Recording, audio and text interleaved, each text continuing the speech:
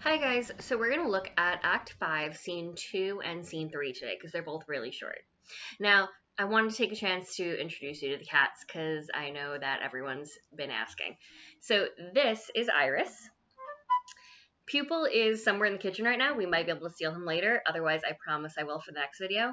As soon as I let go, she's going to jump to the floor and just start kind of making little begging noises like she wants to be picked up but doesn't want to because that's just how she is. So, bye, Iris.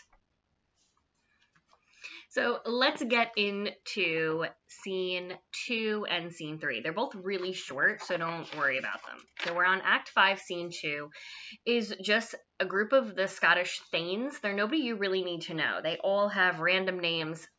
Don't worry about who's who. It doesn't matter. The only point of what's going on is that they start talking about how the English army is showing up. And they start talking distinctly about how unpopular Macbeth is, how nobody likes him anymore. And they plan on leaving Macbeth's army to go meet the English army, where they've showed up near Birnam Wood. Now, if we remember, go back to scene 1 with the witches, they said that Macbeth was safe until Birnam Wood comes to Dunsinane.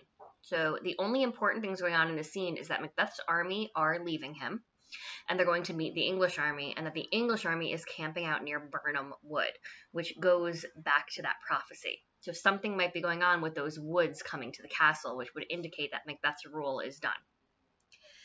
Now, this dude Angus, who has come up a couple times, uses the line, "Now does he feel his secret murders sticking on his hands?" Which just kind of lets us know that they do know that Macbeth has murdered everyone at this point. And not just the ones that he's sort of done semi-publicly. I would say like Macduff's family. There's very little doubt that he's done that, but he says these murders, his secret murders. So I would say that at this point they are starting to talk about Duncan's, they're starting to talk about Banquo, they're starting to talk about Fleance because they don't know Fleance got away. Fleance has just kind of vanished and fleed, which goes with Fleance flees, right? So that is the only important thing in Act 5, Scene 2. So don't make yourself crazy about that one. Then we get to Act 5, Scene 3. And this scene is really a lot of Macbeth kind of posturing and acting like he's not afraid of anything. He's sort of trying to hide behind these witches' prophecies that say that he's going to be fine. So he hears about the army coming and he starts saying, I'm not afraid, I won't be beaten until this, I won't be beaten until that, right? So he's sort of trying to hide his fear by acting like he super believes in the witches. He also then calls the doctor in again. And this doctor comes up and starts kind of talking again how he can't cure Lady Macbeth. She is troubled with thick coming fancies that keep her from her rest. So he's saying she's struggling with nightmares. That's not something that I can medically treat. Macbeth says, "Canst thou not minister to a mind diseased?" So can't you fix somebody whose mind is hurt just as much as you can fix somebody whose body is hurt?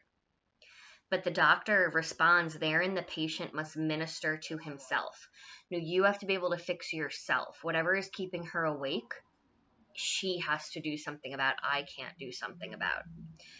Then Macbeth sort of has this moment where he tells this guy, put my armor on, and then immediately take my armor off, put my armor on, take my armor off. And that's just supposed to show that Macbeth is starting to freak out.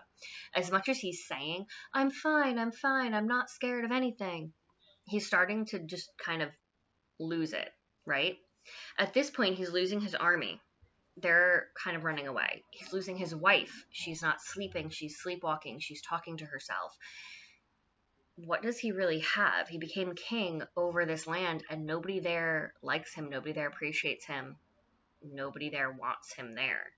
Not even his wife, who he kind of did this for. In the very beginning, it was Lady Macbeth who told him, do this, do that, you deserve to be king, you will be king, I'm going to be there with you while you're king. But she can't handle it anymore either. So they're kind of stuck in this moment of, I became king, but what did I become king for? Ooh, he's here.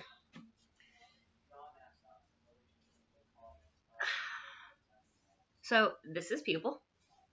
Pupil, say hi. Oh no, you don't want to? Because you don't understand that the camera's on? Now, if you can see, you can probably actually in that last shot see one of his eyes not being quite right. but this is pupil. You know, you're ridiculous.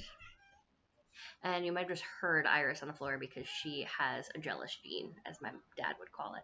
So if you have any questions on this act, well, on these scenes, let me know. So we are on Act 5, Scene 2, and Scene 3. And those are the kittens.